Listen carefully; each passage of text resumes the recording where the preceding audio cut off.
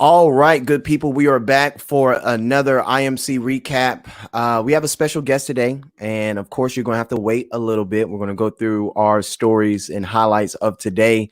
But if you are not aware, if you have student loans, hopefully you saw the news of the extension. And so we are going to speak to the certified student loan professional, Meagan Landress. So we're super excited about her giving us really the perspective that we need moving forward, especially for those that have student loans. So without further ado, let's jump right in. So in the sports world, we know that the name, image, and likeness has begun to permeate itself into different type of representations, from Milo's deals all the way down to different car deals. And so this is one that was actually announced today that I thought was very unique.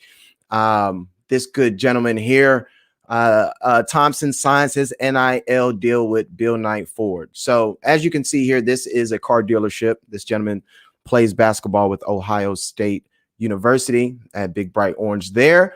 So Bryce Thompson, this is a gentleman. He actually part of this NIL deal, he's able to move forward with the orange Ford Mustang.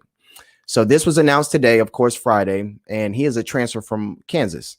So this particular transfer, I believe this is the second player with Oklahoma State to sign an NIL deal.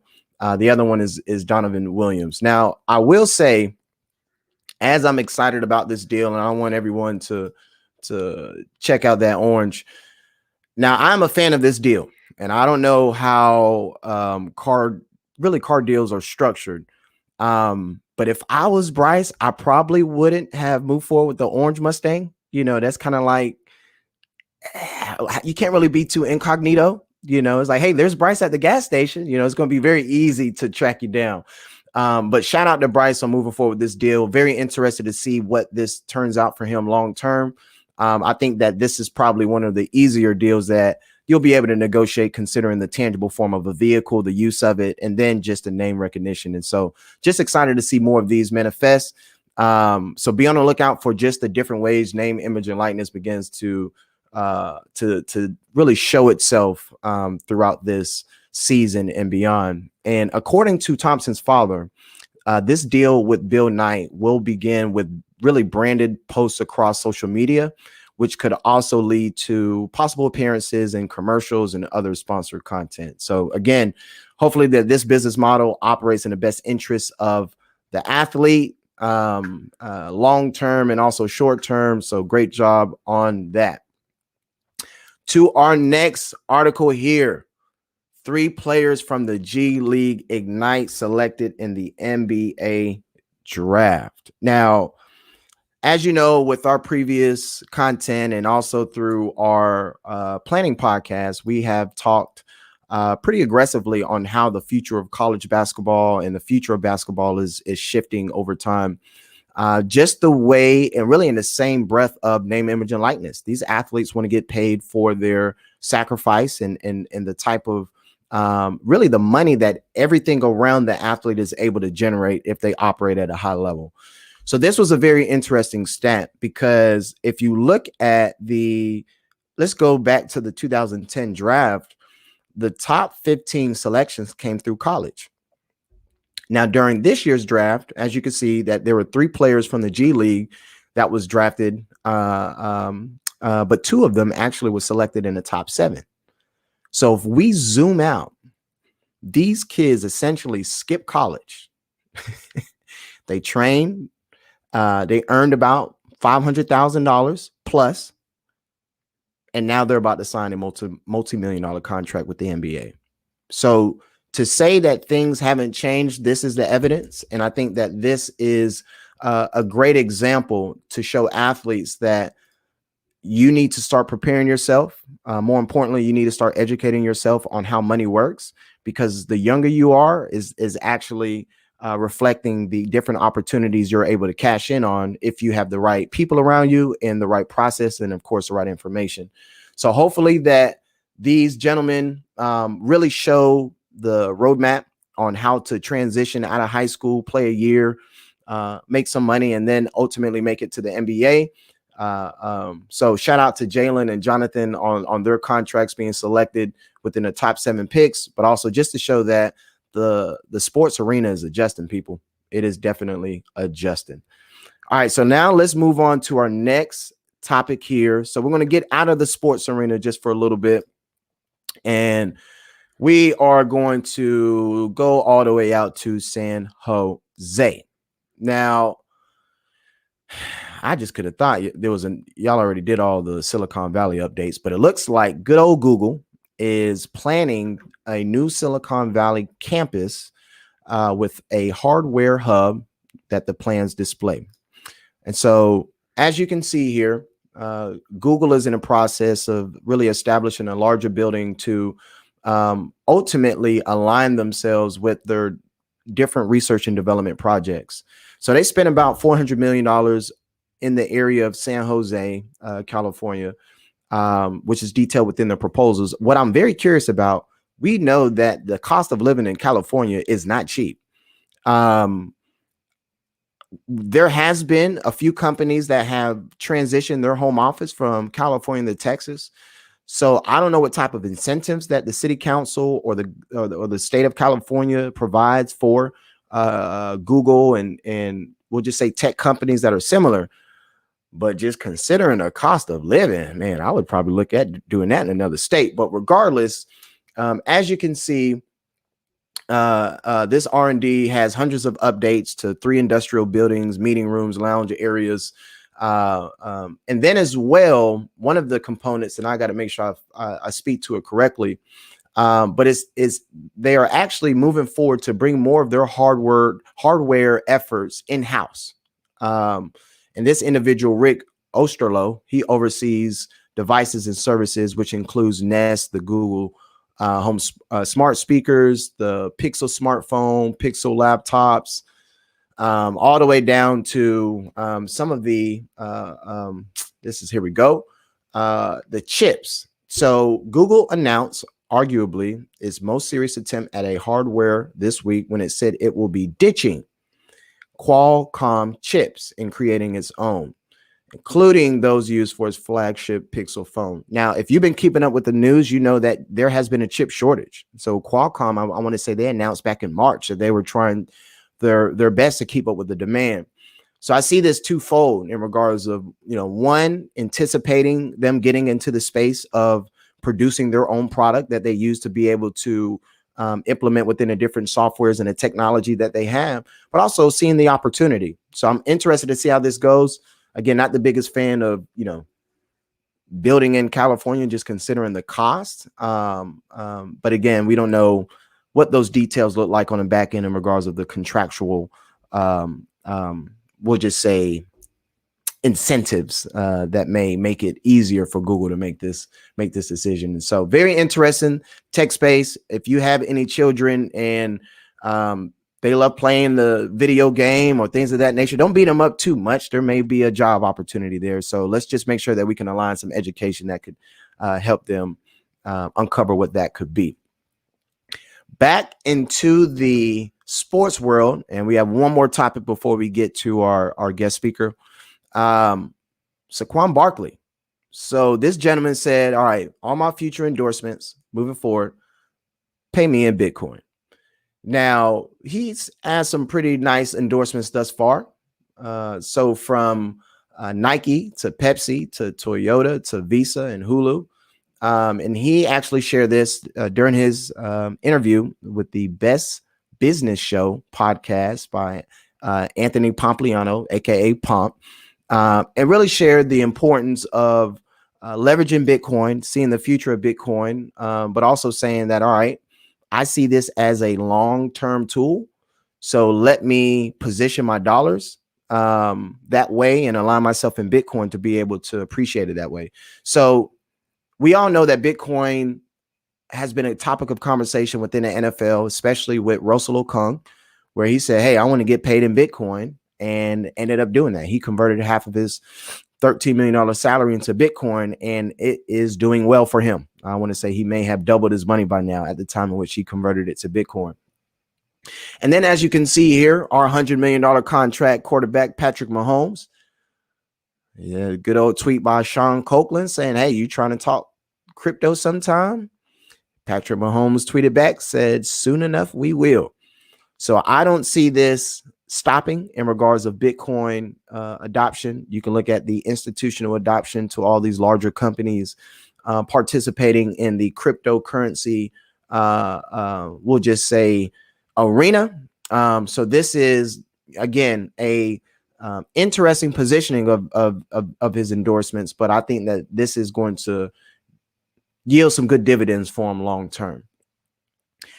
And for our last topic, I have to, of course, show all my pearly whites to express my excitement to bring on our good friend, Miss Meagan Landress. So as you know, Biden has extended the student loan payment freeze through January.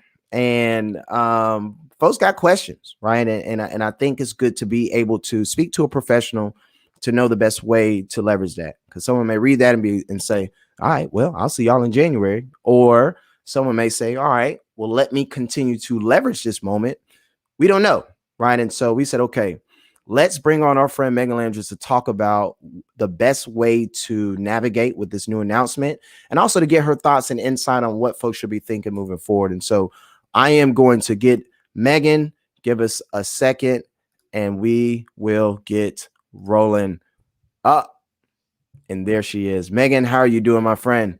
Hello, I'm good. Thanks for having me on to chat my favorite things, student loan stuff. Well, I think, of course, you were the first I thought of when I saw the news come out, and I knew that you'll be able to provide some good insight. And if anyone is going to speak about student loans on a Friday, I knew it was going to be Meagan. So Oh yeah. appreciate you. Yeah, and I told you were the first person to text me about the extension. I had a client who was like just maybe seconds behind you, but you were the first person. That's right. That's right. Yeah, That's right. so I'm gonna big claim that news. title. That's right. All right. So I'm gonna read a quick overview and then just give us your immediate reaction. So the Biden administration will relieve Americans from paying their federal student loans through the end of January, extending the pause for what it says is the last time as the government seeks to keep the economic recovery rolling. The move continues the suspension of payments for all loans owned by the Education Department, maintaining a 0% interest rate and keeping in place a freeze on the collection defaulted debt. Payment will begin coming due again on February 1st. So what's going on? What does all that mean? Yeah. So we actually have been in this payment freeze environment since March 13th, 2020. So it's been almost 18 months now, and they've continuously extended it just as COVID continued to unfold and our economy continued to unfold and start to recover, but we're not quite there yet. Right. So there was a lot of talk about them extending it again. I was originally pretty pessimistic about it because it was already going to be 18 months, but I think there's indicators and just a lot of things that are telling them that, hey, maybe it is best to just postpone until now it's January 31st of 2022. That's when the interest freeze will be lifted. Payments, the earliest they can kick in now will be February of 2022. So that's really big news. Right. So if someone, let's say they actually been continuing to make payments, they haven't been disrupted in regards of their income. Mm-hmm. What's any recommendations that you have for them now? They may say, okay, well, I was making payments, but I want to apply that towards something else. Like, what would you say to someone that has the money to continue to make payments, but they're thinking about applying it elsewhere during this, we'll just say, freeze? Yeah, I mean, you have the luxury of deciding to do that. Any payments you do make during this 0% interest environment will make your money go further on your payback schedule, just because you're not competing with that interest rate. So it is really impactful to make payments on your loans now, if that's the plan, to pay off your balance. But other things can definitely take priority, like taking care of your family, building up emergency savings. If you feel like that's always been hard for you to do, take now to do it. build up your emergency reserves or pay down credit card debt with it. It is a unique opportunity, and I think you can prioritize other things if that's something that you need to do. And we've got time to do it now, so that's exciting. Right. So who's hurting the most with this pause, right? So, ultimately, somewhat similar to the eviction moratorium, to where landlords are saying, all right, well, we do understand that we don't want to increase the spread of this virus, but I still got to get paid, right? Mm-hmm. And I guess probably what would be a bit different with this situation with the student loans is that the federal government did allocate resources for rental assistance and landlord assistance for those that may have fell behind. Mm-hmm. Who is hurting the most with these payments not having to be applied, or just during this freeze? Like, who's getting the short end of the stick? So these loans are federally owned, so kind of the government in a way, because they're not getting paid. The contractors, the servicers that manage the loans, that they're contracted to do that for the government, they're still getting paid because they have a contract with the government. So I mean, it's more so like we're continuing to kind of dig ourselves into this hole of debt that our nation has had. But that's kind of the positive thing, that there's no one personally being hurt by this. I think maybe some people who are kicking themselves and for maybe refinancing before this 0% interest was implemented. So I've had lots of folks reach out and said, dang it, like I refinanced right before COVID, and now they have a private loan that is not taking advantage of this 0% interest period. So not that they would be hurting necessarily, unless they have had some hardships since then.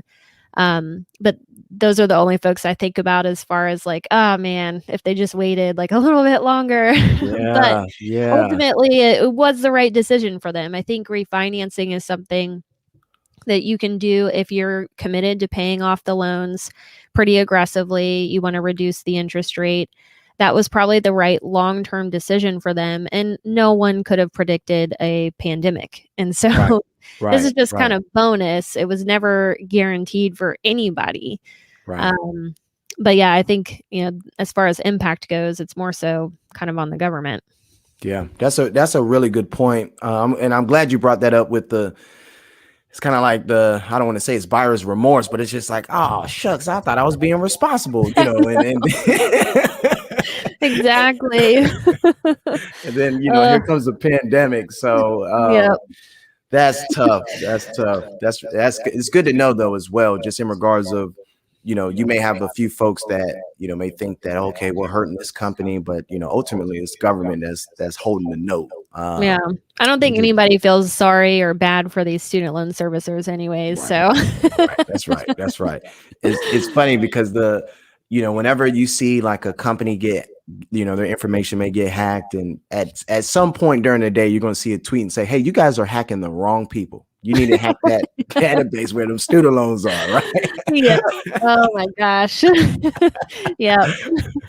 It's funny too. I have client, like I always joke about how like the hardest part of just tackling your student loans is like getting access to your information and your accounts, like logging in and resetting your password. And it's funny because it's like, if anyone really wanted to log in to your account, let them pay off my loans. Like, why are we being so, yeah. That's right. Come on now. Let's loosen it up. What are we doing? What are we doing here?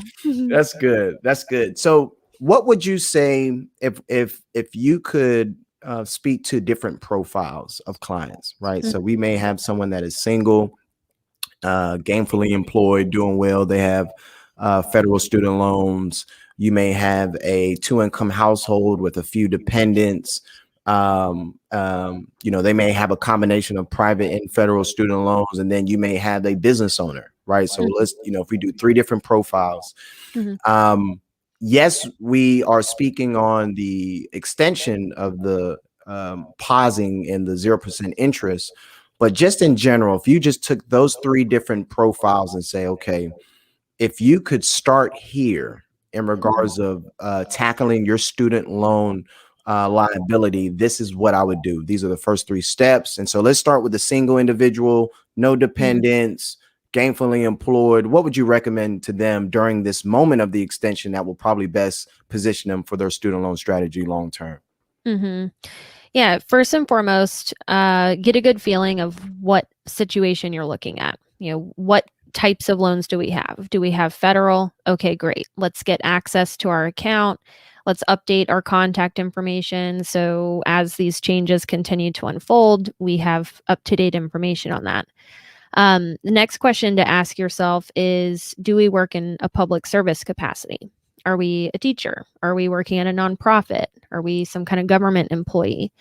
If that's the case, then we want to be looking into a program called public service loan forgiveness, or potentially teacher loan forgiveness. And we've talked about that before on another one of your videos.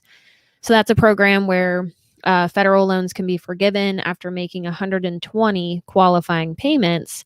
And the best part about this payment freeze is that as long as we've been working full time for a qualifying employer, all of these months will count towards that public service loan forgiveness timeline as if we were making payments, but we don't have to. Wow. Yep. Wow. So that could be big for folks who are pursuing forgiveness. So that's the first question to ask. Am I working in a public service capacity? Do I think I'll be there for a while? If so, look at public service loan forgiveness. You can go through the PSLF help tool on studentaid.gov, and that'll walk you through how to get yourself into the right repayment plan and how to make sure you have the right types of loans. Next question, if that's not relevant, would be, where does my balance stand in comparison to my income? So if your balance is about the same or lower than your annual income, and we want to start making progress towards our student loans, now would be a really great time to start making payments while we have that 0% interest. And you don't necessarily have to be on a payment plan to do that. You could just log in and make payments based on whatever you're able to do right now. The other side of the coin, if our balance is much greater than our annual income, we might want to be considering going that longer term forgiveness path on one of the income-driven plans, because each of those income-driven plans that are available in the Fed system have a maximum repayment period where you could only be paying on them for 20 or 25 years, depending on the plan, and whatever balance is left over is then forgiven. And mathematically, it works out well to where if someone's balance is greater than their income, and will be for the foreseeable future, that forgiveness path is going to it's going to be mathematically more efficient than trying to pay it off. So with that said, similar story to public service loan forgiveness, all of these months are going to count towards that forgiveness timeline. So we just have to make sure we're on an income-driven plan, not making payments right now necessarily, but going ahead and getting that free credit. So those would be kind of the 3 questions to ask. That's good. And so that definitely applies towards single individuals and definitely 2-income households. Now, I know that there is a little bit of nuance on how married couples file. Can you speak to that quickly on, what they probably need to be mindful of? Yeah. So federal loans are weird in the sense that if you have them, your spouse's income might impact them. So if we're on an income-driven plan and only one spouse has student loan debt, if we're filing our taxes jointly with our spouse, then our payment is going to reflect our spouse's income as well, not just our own. So we often talk about a filing strategy of filing taxes separately to exclude spousal income if we're on either pay as you earn, income-based repayment, or income contingent repayment. Those 3 income-driven plans allow us to keep our payment off of our own income if we file taxes separately. That's a big... Now, people, you're still together. You're still married. This is just a tax strategy. That's all. Yep. It's so funny how I've literally had people get on a call with me and say, we haven't gotten married yet because we don't know how this is going to impact things. Or on the flip side of that, I've had people say, does it make more financial sense for us to get divorced? And I'm like, no, no, we can pivot. That's so funny. Yeah. I'm so serious though. I get those hilarious. questions all the time. I bet. I bet. What a moment to be in. And husband or wife may look at each other and say, well, I guess we met the end of the road here. Yeah. It's crazy. Oh, that's good. That's good. So much good information. And then for our business owners, right? Mhm. So if are there any specific steps or questions they should be asking themselves as they look at their student loan liability as a business owner? Yeah. So as a business owner, we're probably not doing public service anything unless we started a nonprofit. But I think with income being as variable as it can be for business owners, staying in the federal system can be very advantageous. And because we can take advantage of income driven options or generous forbearance availability if there is, just issues with income at some point in time. So, I think sometimes folks are fast to suggest refinancing. I think refinancing is a great option at some point if it makes sense for your specific situation. But getting the lowest interest rate is not always the most important part of your student loan plan. It could be locking in flexibility, just having the ability to, not have to make a payment. It's so much harder to do that in the private sector. And then COVID is also a perfect example of how flexible federal loans are, because federal loans, no one has been making payments for 18 months. Interest has been at 0%. Private companies didn't have to do that for people.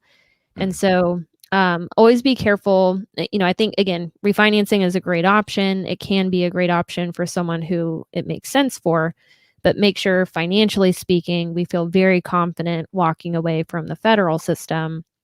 And if you're a business owner, that's even more true, just because our income can be very variable to where you can always accelerate and make payments to pay it off faster. There's no prepayment penalty, or I wouldn't say there's a downside to doing that, but just be careful with refinancing, I would say there.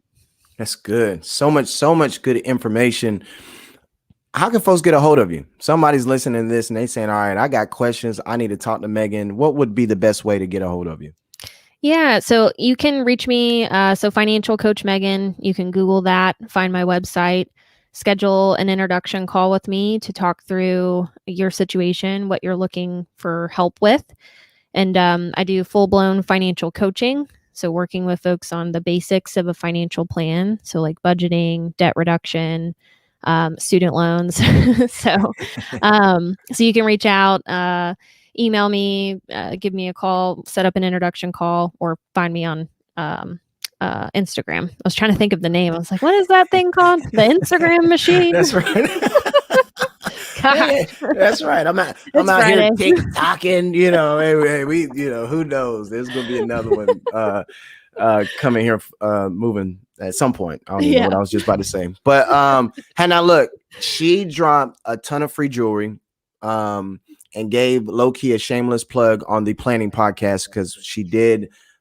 She's done actually a few interviews with us that we've been able to share. And so please check those out, especially when it pertains to the public service loan forgiveness, especially for teachers, because you got really detailed on that interview. And so we are so grateful for you. I feel like every time you drop all this free jewelry that I'm supposed to be filling out a an invoice. Like I need to pay it for So I always love chatting with you. Our conversations are always fun. That's good. Well, we're going to bring you back. This is fantastic, and even better that this is Friday, timely for those that will be listening. So all the planners out there, please holla at Meagan if you have any questions. Follow her on social media. She provides a ton of great content. We shared as much as we can, and I think you sent out an email, and I needed to go and include that in our newsletter. So that is it with our recap for today. Hopefully this has been useful for you. Make sure you share with a friend, subscribe to our podcast, anything that, share with Financial Coach Meagan. So all of that, all the social media platforms, make sure you support. I hope everyone has a fantastic weekend. And as you know, stay